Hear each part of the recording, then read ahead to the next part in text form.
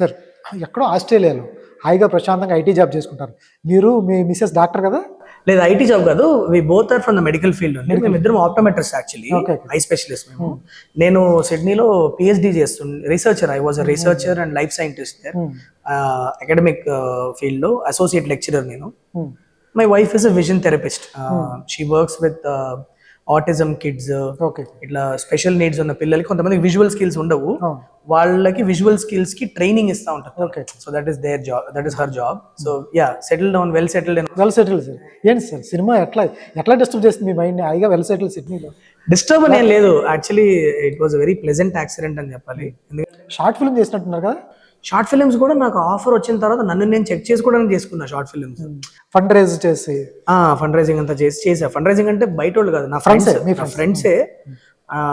Actually ఏంటంటే beginning writing అన్నది చిన్న హాబీ నాకు. బాగా థీసిస్ రైటింగ్, ఇలా పిహెచ్డీలో ఉన్నప్పుడు హెవీ స్ట్రెస్ జాబ్ అది. దాంట్లో కొద్దిగా మైండ్ ఫ్రీ అవ్వాలంటే ఏదో ఒకటి చేయాలి అంటే ఇంట్లో కూర్చొని కథలు రాసుకునేవాడిని. నాకు అది ఇష్టం, సినిమాలు అంటే ఇష్టం, మూవీ బఫ్ కాబట్టి. కొన్ని స్క్రీన్ ప్లే బుక్స్, కొన్ని సెమినార్స్ ఇలాంటివన్నీ అటెండ్ చేసి రైటింగ్ నేర్చుకున్నా.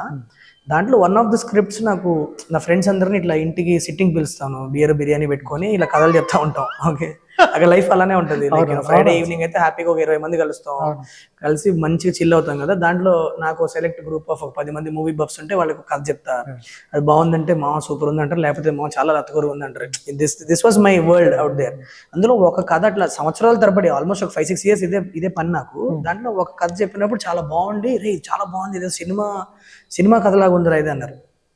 నాకు కూడా ఎందుకో చిన్న ఆశ కలిగింది, నాకు ఇది వెళ్ళి ఎవరికైనా ఇచ్చేసి ఇది సినిమా అయిపోతే నా పేరు రిటర్న్ బై శైలేష్ కొలను ఒక్క ఫ్రేమ్లో పడితే నాకు చాలా రాబాయి ఇంకా నాకు అనుకొని, నేను ఎవరికి చెప్పాలంటే నానికి చెప్పాలని డిసైడ్ అయ్యి. బికాస్ నేను అది రాసేటప్పుడు నేను నానిని ఇమాజిన్ చేసుకుని రాశాను, నాని బ్రోని ఇమాజిన్ చేసుకుని రాశాను. బికాస్ అప్పుడే నేను కృష్ణగాడి వీరప్రేమ గారు అంతా చూసి నాని అంటే చాలా ఇష్టం అప్పుడు. సో ఇప్పుడు కూడా obviously, but needless to say ఆయన్ని ఇమాజిన్ చేసుకుని రాశా కాబట్టి ఆయన చేతిలో ఇచ్చేద్దాం కదా అని వచ్చా.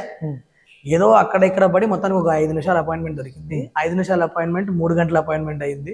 ఆయన మొత్తం కథ విన్న తర్వాత, సరే అయితే నువ్వు డైరెక్ట్ చేయి, నేను ప్రొడ్యూస్ చేస్తాను. అదేంటి బ్రో, నేను డైరెక్షన్కి రాలే, నేను కథ ఇచ్చి వెళ్ళిపోదాం అంటే, అదేంటి నువ్వు యాక్టింగ్ అంతా చేసి చూపిస్తున్నావు, నువ్వు ఎడిటింగ్ చెప్తున్నావు, అన్ని చెప్తున్నావు, మరి రైటర్ కాదు ఇది, నేను డైరెక్షన్ స్కిల్స్ ఉన్నాయి నీలో అంట. సెట్కి కూడా వెళ్ళలేదు నేను ఎప్పుడు అంటే, నో అని హీ ఎక్స్ప్లెయిన్ టు మీ. ఒక డైరెక్టర్కి ఉండాల్సిన బిగ్గెస్ట్ క్వాలిటీ ఏంటంటే ఎక్స్ప్లెయిన్ చేయగలగాలి.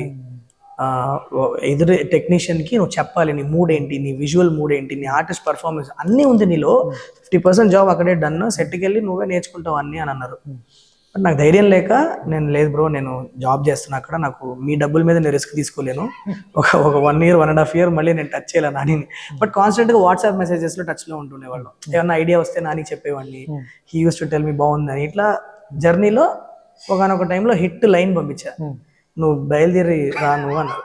వచ్చి కలిస్తే నువ్వు మేకింగ్ దిస్ ఫిలిం, నువ్వు డైరెక్షన్ చేస్తున్నావు అంటే, దాని తర్వాత మా డాడీకి చెప్పడం జరిగింది, మా వైఫ్కి చెప్పడం జరిగి, దాని తర్వాత ఒక 6 months sabbatical తీసుకొని అక్కడ వచ్చి ఇక్కడ సినిమా స్టార్ట్ అవగానే అక్కడ రిజైన్ చేస్తాను జాబ్.